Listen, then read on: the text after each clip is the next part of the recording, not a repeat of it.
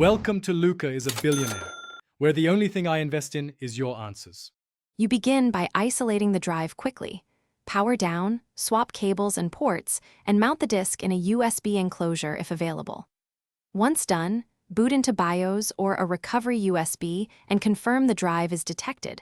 Make sure to note any error messages or smart warnings. You should already have a recent backup.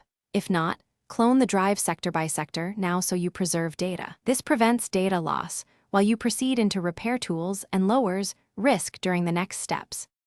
You now run diagnostics to understand the failure type. Start with smart short test and then a long test. Read attributes like reallocated sector count and current pending sector. They tell you if the drive is dying. Once done, run file system repairs. chkdsk/r on Windows or bad blocks followed by fsck on Linux. These tools map out bad sectors and attempt recovery. Make sure to run manufacturer utilities for firmware-level tests. If surface tests fail repeatedly, you're dealing with a hardware fault rather than corruption. You finish by recovering usable data and deciding whether to replace the drive. If repairs are successful and smart looks stable, clone the disk to a new drive or reinstall the operating system and restore files. Make sure to verify checksums. If errors persist or smart values worsen, replace the drive promptly.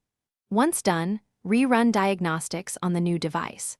Troubleshooting tip: if recovery stalls or you see thermal or clicking noises, stop all writes and consult a data recovery service to avoid worsening physical damage. Thanks for watching and please subscribe. It's the best investment you'll ever make.